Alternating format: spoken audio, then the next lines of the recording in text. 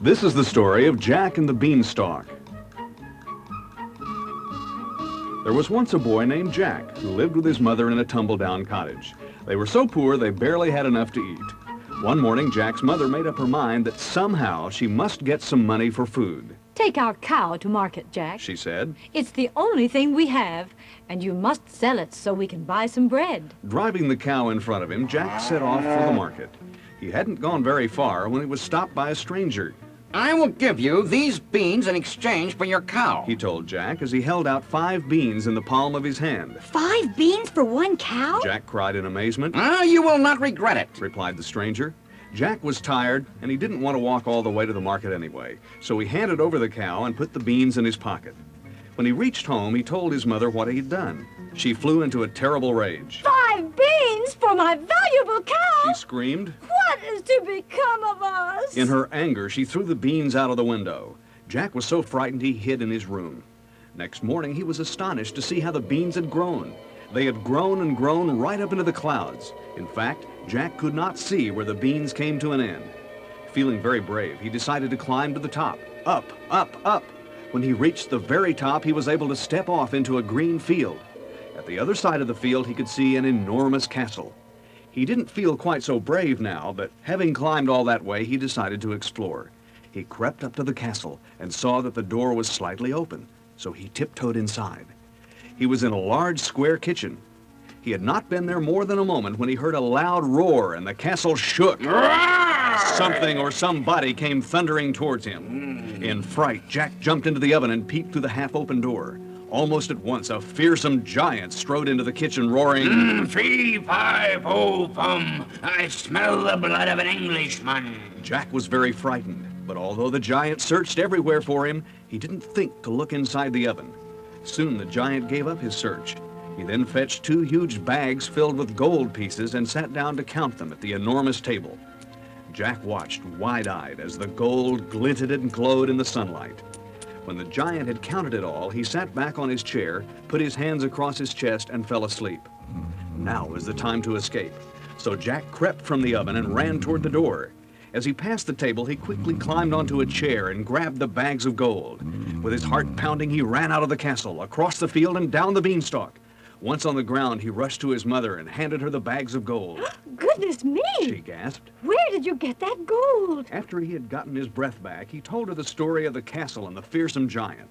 The next morning, Jack decided to climb the beanstalk again. Everything happened as on the day before. Up the beanstalk, across the field, and into the castle he went. This time, Jack made straight for the oven. He had just climbed inside when the giant roared, Fee, fi, fo, fum, I smell the blood of an Englishman. Again he searched, but he still couldn't find Jack. Soon the giant gave up, and then he fetched a hen from the next room. Jack could hardly believe his eyes when, on the giant's command, the hen laid an egg. It's a golden egg, too. Jack gasped. Oh, if only I could take that hen to my mother, we would never be poor or hungry again. Before long, the giant became tired. With the hen still on the table, he fell asleep. In a flash, Jack slipped out of the oven, crossed to the table, and climbed onto a chair. He grabbed the hen and, tucking it under his arm, raced to the door. As he reached the door, the frightened hen let out a loud and piercing squawk. Master! The giant woke up with a start. He opened his eyes just in time to see Jack disappear through the door. He pulled himself to his feet and gave chase. How Jack ran! His feet barely touched the ground.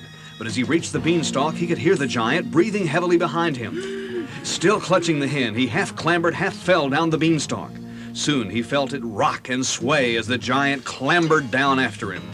When Jack was only halfway down, he called to his mother, An axe, quickly, bring me an axe! Luckily, Jack's mother heard him, and when he reached the bottom, she was waiting there with the axe. Jack had no time to tell her what was happening. He handed her the hen and grabbed the axe. He chopped so fiercely that soon the beanstalk began to sway.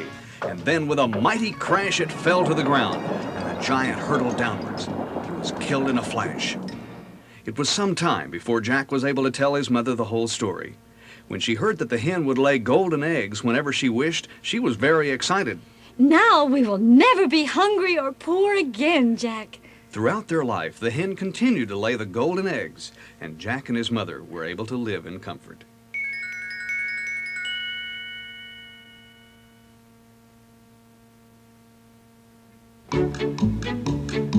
This is the story of the ugly duckling. It was summertime in the country. Mother Duck sat upon her nest of eggs waiting for them to hatch. At last, one egg after another began to crack. Said the fluffy little ducklings as they poked their heads out of the eggs. The last duckling to hatch looked bigger than the rest, and he was an ugly gray color. You look like a turkey chick to me. Quacked Mother Duck. But when she took her family to swim, the ugly duckling swam very well.